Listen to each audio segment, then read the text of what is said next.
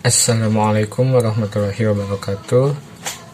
Nama saya Muhammad Amr Najib, NIM 202002033. Di sini saya akan menjawab pertanyaan latihan pertemuan 1, pemahaman algoritma dan struktur dasar algoritma. Nomor 1. Apa manfaat kita belajar algoritma dan struktur data? Manfaat kita belajar algoritma adalah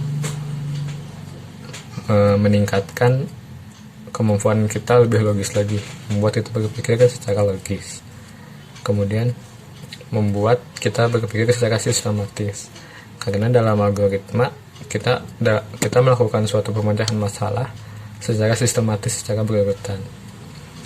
Maka dari itu, dengan belajar algoritma membuat kita berpikir secara sistematis. Kemudian manfaat dari struktur data yaitu mempermudah kita dalam melakukan pekerjaan pemrograman. Jadi dengan struktur data ini memudahkan kita dalam mengerjakan suatu pemrograman atau algoritma. Nomor 3. Apa yang perlu disiapkan oleh Anda untuk mendalami algoritma? Yang pertama, pastinya niat. Yang kedua yang perlu disiapkan adalah logistik alat seperti laptop atau komputer. Dan yang ketiga, kemauan kita untuk belajar bukan hanya dari dosen, bukan hanya dari ketika perkuliahan berlangsung, tetapi secara otodidak. Ketika kita waktu luang, kita sempatkan untuk belajar algoritma ini. Nomor 4. Sebutkan jenis struktur dasar algoritma dan jelaskan kelebihan dan kekurangannya. Struktur dasar algoritma ada 3, yaitu yang pertama runtunan atau sequence, yang kedua pemilihan atau selection, yang ketiga pengulangan, repetition.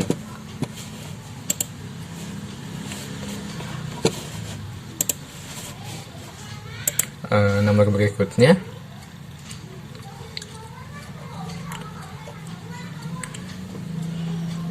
nomor 5. Jelaskan perbedaan belajar algoritma dan belajar pemrograman. Belajar algoritma lebih ke metodologinya, lebih ke belajar dalam suatu pemecahan masalahnya. Sedangkan bahasa pemrograman, kita belajar tentang bahasa pemrograman, tentang ke tata bahasanya. Seperti itu. Jadi di algoritma tidak ada bahasa pemrograman. Nomor yang terakhir, nomor 6. Suatu algoritma terdiri dari 3 struktur dasar, yaitu runtunan, pemilihan, dan perulangan. Jelaskan masing-masingnya. Yang pertama, runtunan, sequence.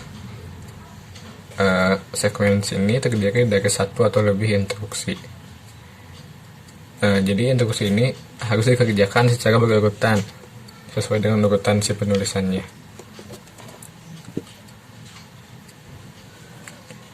Jadi ketika kita tidak mengerjakan sesuai urutannya, maka si sequence ini tidak akan berjalan, karena wajib sesuai dengan urutan penulisannya.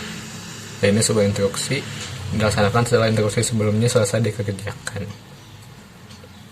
Yang kedua, pemilihan, selection.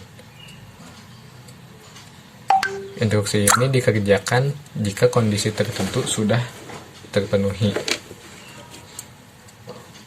Si instruksi akan diseleksi oleh kondisi. Jadi jika instruksi memenuhi kondisi yang diminta, instruksi ini akan dijalankan. Yang ketiga, pengulangan, repetition. Jadi di pengulangan ini, repetition, kita itu tidak perlu menulis instruksi yang sama untuk yang berulang kali, tapi cukup melakukan pengulangan dengan instruksi yang sudah tersedia, yang sudah terdapat di situnya. Sekian video ini dibuat. Terima kasih. Assalamualaikum warahmatullahi wabarakatuh.